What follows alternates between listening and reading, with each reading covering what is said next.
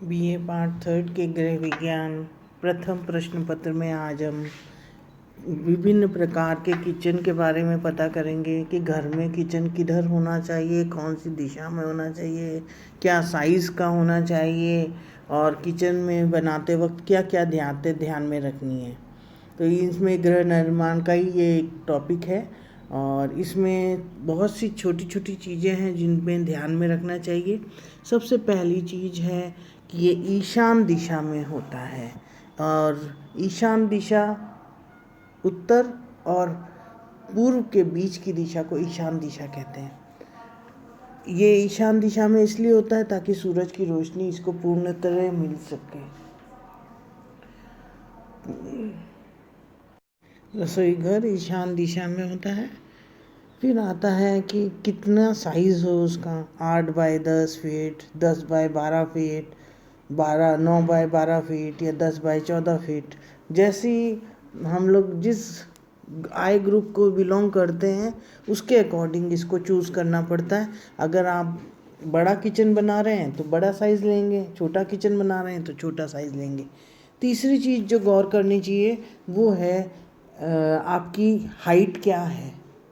और हाइट जो है आप लोग कितना हर आदमी की लंबाई अलग होती है, ऊंचाई अलग होती है, तो जिसकी जो हाइट है उसके अकॉर्डिंग कार्य सरलीकरण को ध्यान में रखते हुए आपकी हाइट के अकॉर्डिंग हमें स्लैब लगाना होगा। और उसके लिए मैक्सिमम रीच और मिनिमम रीच देखी जाती है।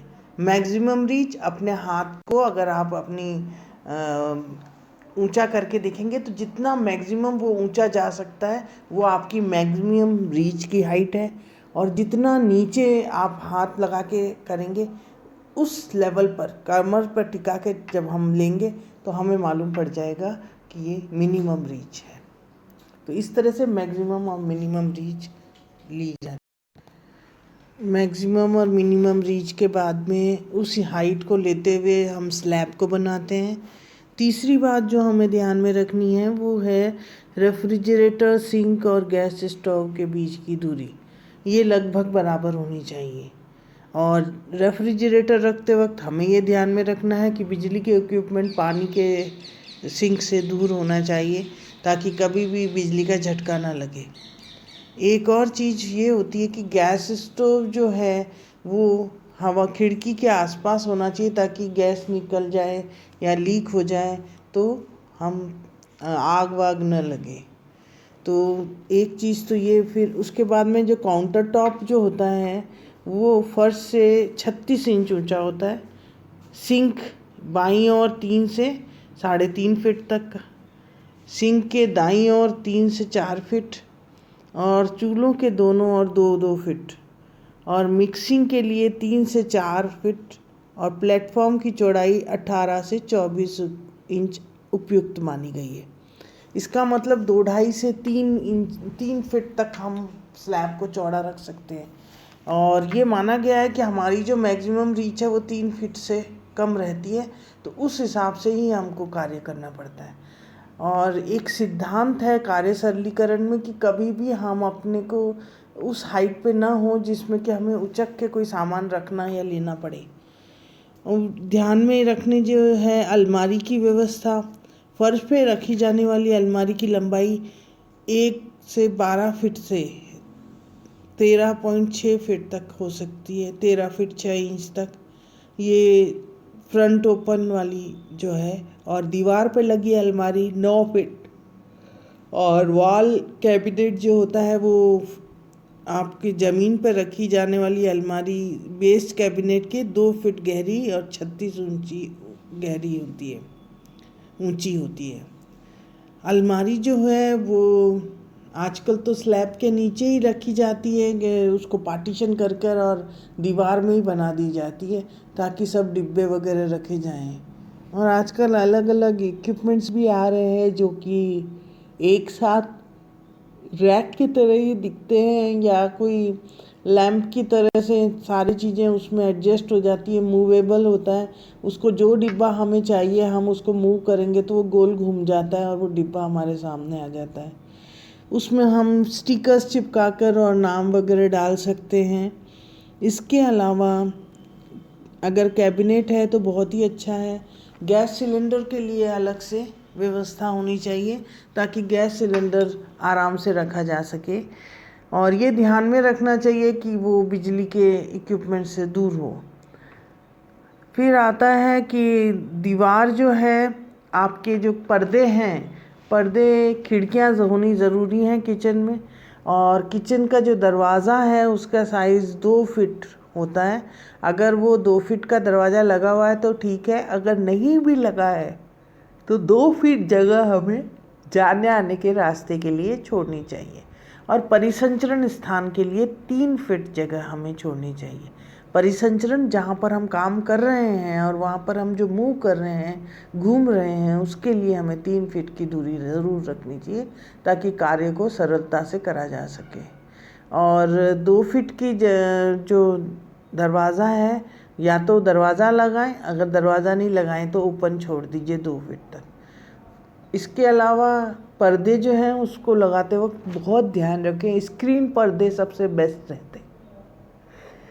स्क्रीन मतलब एक स्क्रीन को अगर हम बटन दबाते हैं तो वो लग जाता है, और खोलते हैं तो वो ओपन हो जाता है और हवा आने जानी चालू हो जाती है।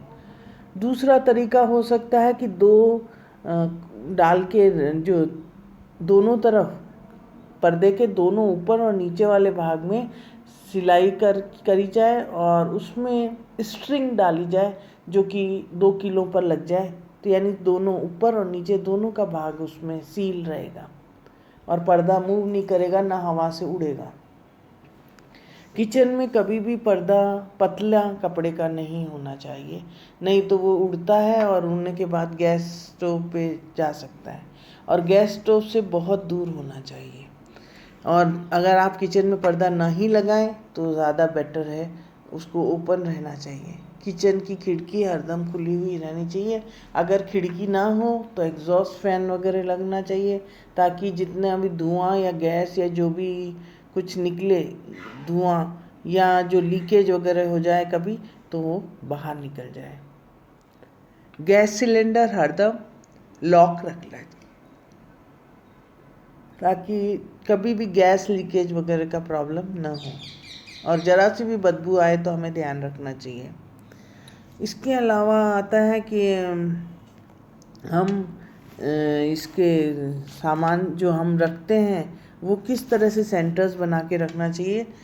रेफ्रिजरेटर वगैरह इलेक्ट्रिक सेंटर के अंतर्गत आते हैं, उसमें हम मिक्सर सेंटर भी बोल सकते हैं उसको, केंद्र, मिक्सर का केंद्र। तो जितने भी बिजली वाले इक्विपमेंट्स हैं वो एक तरफ जमने चाहिए, जितने भी सिंक और उसको सुखाने के लिए, बर्तन सुखाने के लिए, सफाई करने के लिए हैं, वो अलग से क्लीनिंग सेंटर में होना चाहिए। फिर प्रिपरेशन सेंटर और cooking centre, storage centre, preparation centre, cooking centre, serving centre और क्लीनिंग सेंटर। यानी स्टोरेज मतलब संग्रहण केंद्र, प्रिपरेशन यानी पकाने के लिए, जो हम पकाने के लिए जो भी प्रिपरेशंस करते हैं उसके लिए, कुकिंग यानी पकाने के लिए, सर्विंग मतलब सर्व करने के लिए, और क्लीनिंग सफाई केंद्र। ये कुछ केंद्र है जो किचन में होने चाहिए। अब आता है कि ये किचन में जो केंद्र वगैरह हमने जो बनाए हैं वो किस हिसाब से, स्लैब के हिसाब से हम इसको किचन को वर्गीकृत करते हैं। किचन में सिंगल स्लैब हो सकता है, डबल स्लैब हो सकता है, यू शेप का स्लैब हो सकता है, एल शेप का स्लैब हो सकता है, प्रायद्वीप टाइप का हो सकता है स्लैब। तो ये सब जो आकार हैं, इन आकारों के अनुसार ही हमें स्पेस मिलती है, क्योंकि हम स्लैब पे काम करेंगे, इसलिए अगर यू आकार का है तो ज़्यादा स्पेस मिलेगी हमें सामान रखने के लिए। अगर एक सिंगल फट्टे वाला है तो उसमें कम स्पेस मिलेगी। और ये बात भी ध्यान में रखनी चाहिए कि परिसंचरण स्थान पर्याप्त होना चाहिए। कई लोग किचन में ही डाइनिंग कम किचन बनाते हैं, तो वो डाइनिंग टेबल या एक स्लैब बना देते हैं जिसमें कि खाना खाया जाता है, तो उसमें परिसंचरण स्थान का पूर्णतः ध्यान रखना चाहिए। ऐसा कभी भी ना हो कि वो परिसंचरण स्थान न हो ढंग से और सामान गिरे। और जो किचन का जो सिंक है, सिंक में जाली व्यवस्था वगैरह सही होनी चाहिए, और पानी का जो निकासी है वो प्रॉपर होनी चाहिए, ताकि वो कभी भी खराब नहीं हो, परेशान ना हो काम करते वक्त। गैस स्टोव और रेफ्रिजरेटर, और आपके सिंक के लिए एस लिखा जाता है, रेफ्रिजरेटर के लिए आर लिखा जाता है, और गैस स्टोव के लिए जी लिखकर और 2 गोले बनाकर उनमें क्रॉस किया जाता है, तो इसका मतलब वो गैस स्टोव है। गैस स्टोव अलग अलग प्रकार के हो सकते हैं। गैस स्टोव आजकल मेटेलिक भी मिलते हैं, कांच के भी मिलते हैं, सिंगल वाला भी मिलता है चूल्हा, 2 चूल्हे वाला भी मिलता है, 3 चूल्हे वाला भी मिलता है, और अगर हम चाहें तो दूसरे तरह तरह के चूल्हे और भी मिलते हैं। इलेक्ट्रिक चूल्हा होता है, कैबिनेट चूल्हा होता है, तो वो डिपेंड करेगा, जितनी सहूलियत है उतना ही ओवन वगैरह होंगे, उतना ही ये प्रभावित होगा। एरिया जो है वो जितना भी है, बड़ा या छोटा, 9x12, 8x10 या 8x12, 10x12, 10x14, जितना भी है उसको हिसाब से होना चाहिए। और खिड़की दरवाजे अवश्य करके होने चाहिए, ताकि किसी भी तरीके के हादसे से बच सकें। और सर्विंग सेंटर कई लोगों में आजकल जो नए उसमें आने लगा है स्टाइल में, तो वो सर्विंग सेंटर जो है वो प्रायद्वीप टाइप की, जो हम फट्टा बनाते हैं या स्लैब बनाते हैं चौकोर, तो उसमें हम बैठ के खाना भी खा सकते हैं। तो इस तरीके से आपने कुछ किचन में ध्यान में रखने योग्य बातें और किचन की व्यवस्था के बारे में जानकारी हासिल की, और उसको आप आपके घर में भी क्रियान्वित करेंगे। धन्यवाद।